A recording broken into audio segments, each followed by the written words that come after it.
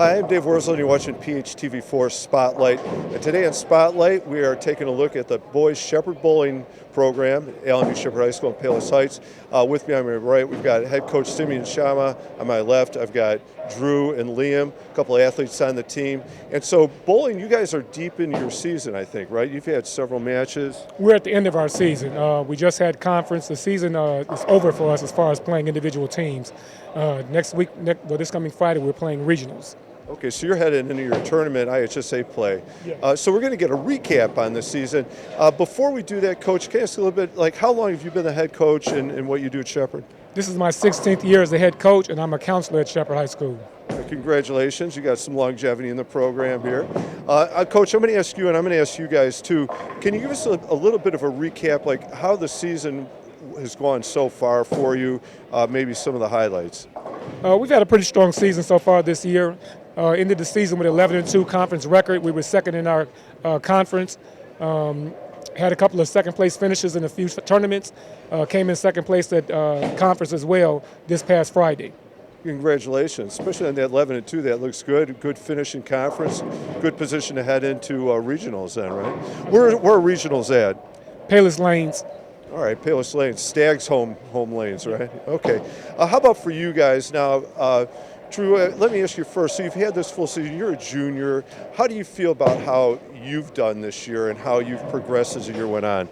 I've definitely improved since last year. I've gotten a couple places, 10th place in 2 tournaments, including conference, and my averages went up, so I'm pretty happy with how it's going. Good, congratulations. And I noticed earlier when you were warming up, you used 2 hands. You roll 2 hands, right? Yes, correct. Yeah, can you talk about like why you made that switch? Because you weren't always a 2-handed bowler, right? Correct. I started as a one-hander, but I felt like I didn't have the wrist strength to be able to give enough hook on the ball, so I went 2-handed to get more rotation. And how has that affected your game, would you say?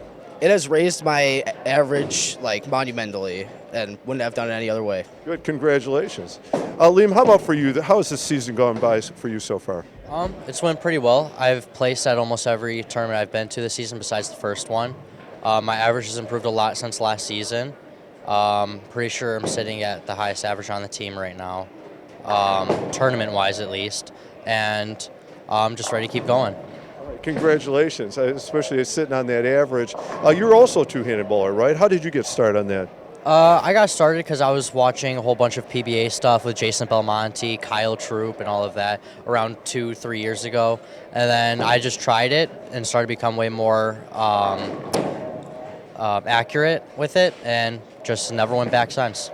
Well, good for both of you guys. Good strategic moves there. All right, how about I'm going to ask for all of you now. All right, you ready? Have you ever rolled or have you ever bowled a turkey? Sure. Turkey, ham bone, had the front 9, so never a 300. All right, how about for maybe people don't know, what is a turkey? 3 in a row, 3 strikes in a row. And a ham bone? 4 in a row, 4 strikes in a row. Right, and a front 9? 9 in a row. Starting out of the block, 9 in a row, right? All right, how about you, Drew? Yeah, they're a lot more common than people think. I've actually shot a 300, so 12 strikes in a row, back-to-back. So. I've shot 11 strikes in a row before.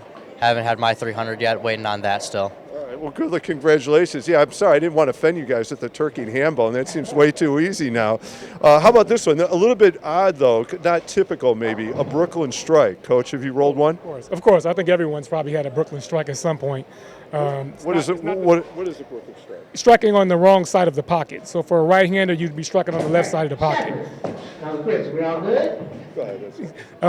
Instead of striking on the right side of the pocket, you'd be striking on the left side of the pocket for a right-hander. So it means the ball does this, is that right? Well, the ball goes past the pocket where it's supposed to hit. It hits high, basically. Okay. So you didn't hit where you're supposed to hit. Right. But, of course, you're going to accept all strikes.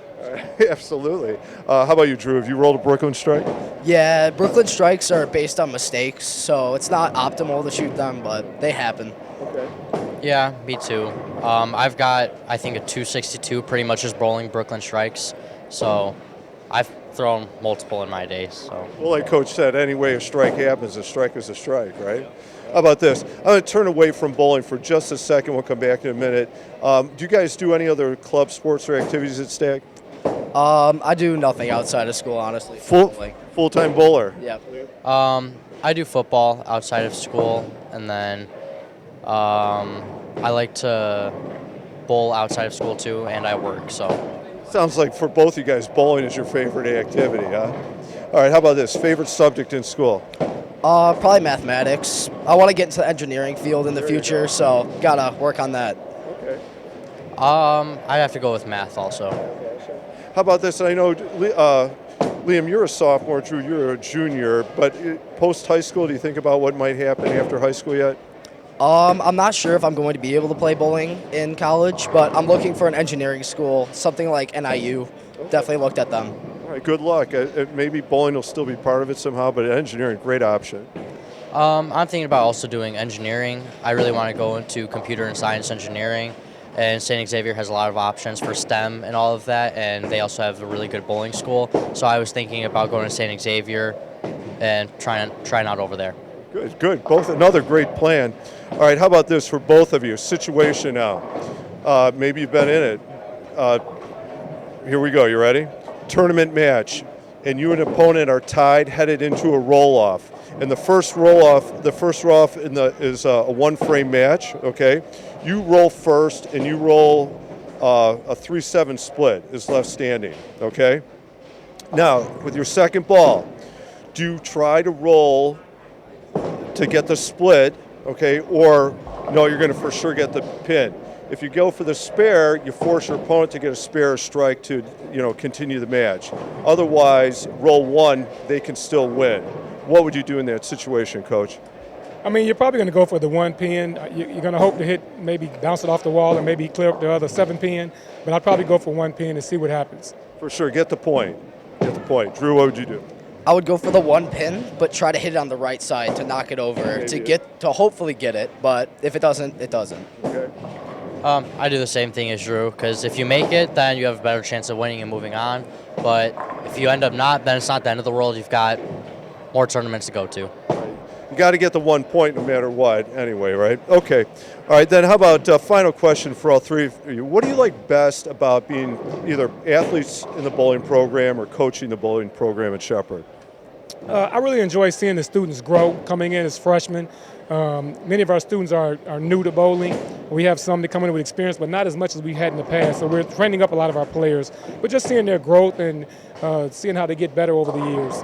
It is special watching them develop, especially like you say, if you get them where they haven't bowled before, they're new to it, and what they become later, right? And you can see those who are really invested and how much hard work they put into it.